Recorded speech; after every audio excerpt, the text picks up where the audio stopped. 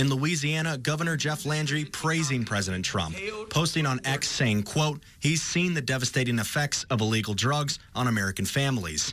Attorney General Liz Murrill also praising the move, saying Maduro's capture sends a clear message. If you traffic poison into our country and kill Americans, you will face justice.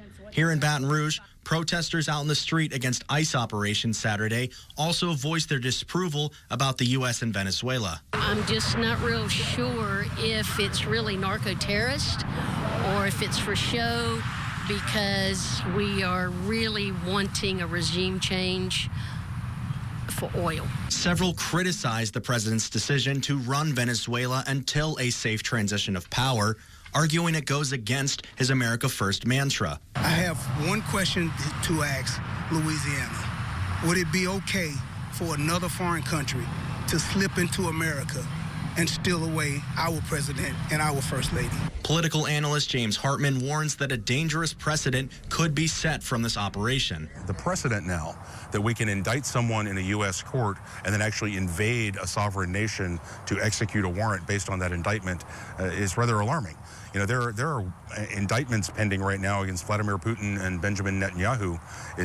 Does this justify someone invading Moscow or Tel Aviv and Jerusalem to arrest those global leaders? Hartman says that other countries could see this as an example to further their own political and military agendas. Can China now say, well, our government, our courts have adjudicated that Taiwan rightfully belongs to us, and they might have a case there, and so we're taking it back with our military might, regardless of what anyone has to say about it. The move also raises questions about the legality of the arrest, asking if a military move like this requires congressional approval. Any president requires congressional approval or congressional action to declare war.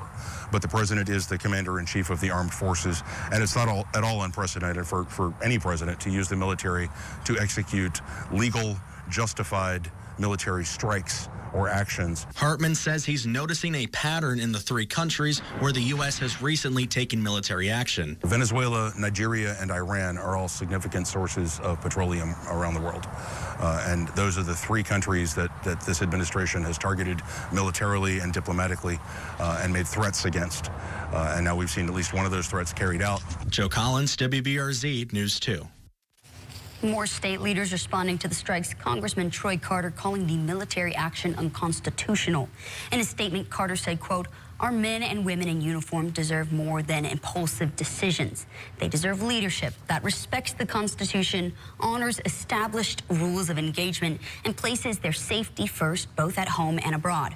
America is strongest when we lead with discipline, law, and moral clarity. Anything less undermines our democracy and endangers those who serve it. Speaker of the House Mike Johnson called the strikes a justified operation. Johnson posted on social media saying President Trump is putting American lives first, succeeding where others have failed. And under his new leadership, the United States will no longer allow criminal regimes to profit from wreaking havoc and destruction on our country.